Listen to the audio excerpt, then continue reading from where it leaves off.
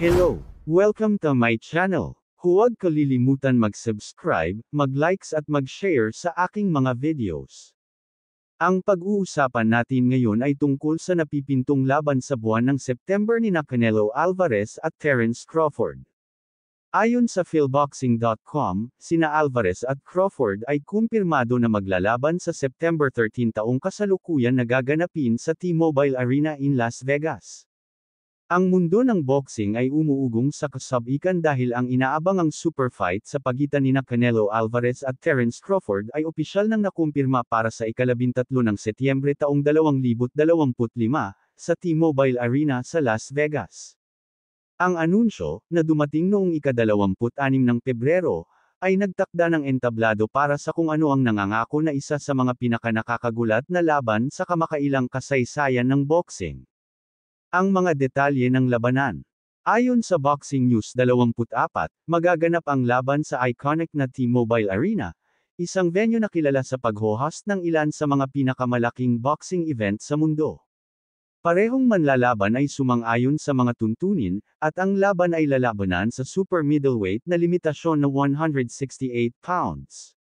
Ito ay nagmamarka ng isang malaking hamon para kay Crawford, na aakyat ng 3 weight classes para harapin ang hindi mapag-aalinlanganang super middleweight champion na si Canelo Alvarez.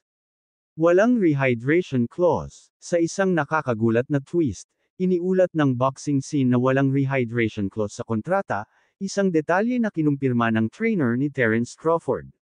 Nangangahulugan ito na magkakaroon ng kalayaan si Crawford na mabawi ang kanyang natural na timbang pagkatapos ng weigh-in, isang salik na maaaring magkaroon ng mahalagang papel sa laban. Ang kawalan ng naturang sagnay ay nakita bilang tanda ng paggalang sa isa't isa sa pagitan ng dalawang kampo at pagtango sa laki ng kaganapan.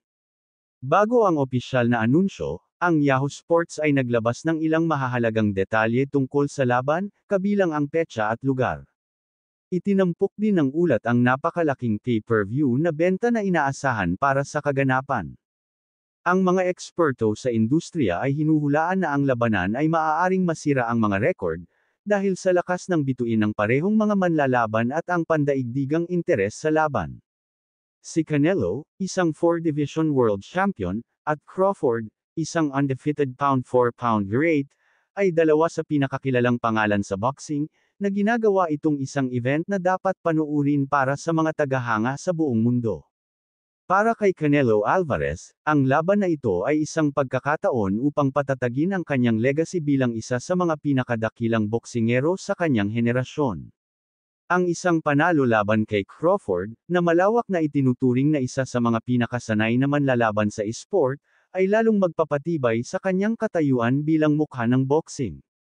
Sa kabilang banda, hinahanap ni Terence Crawford na gumawa ng kasaysayan sa pamamagitan ng pagiging isang 4-division world champion. Ang isang tagumpay laban kay Canelo ay hindi lamang magdaragdag ng isa pang maalamat na pangalan sa kanyang resume ngunit itataas din siya sa isang mas mataas na echelon sa esport. Dahil opisyal na ngayong nakumpirma ang laban, ang dalawang manlalaban ay inaasahang magsisimula ng kanilang mga training camp sa mga darating na buwan. Maaasahan ng mga tagahanga ang isang build-up na puno ng matitinding press conference, promotional event, at maraming trash talk habang naghahanda ang dalawang boxing titans na magsagupa sa ring. Sa pagsisimula ng countdown hanggang ika-13 ng Setyembre, isang bagay ang tiyak. Ang laban ni Canelo Alvarez at Terence Crawford ay humuhubog upang maging isang makasaysayang kaganapan na mabibighani sa mundo ng boxing. Hanggang dito na lang ang video na ito. Thank you for watching.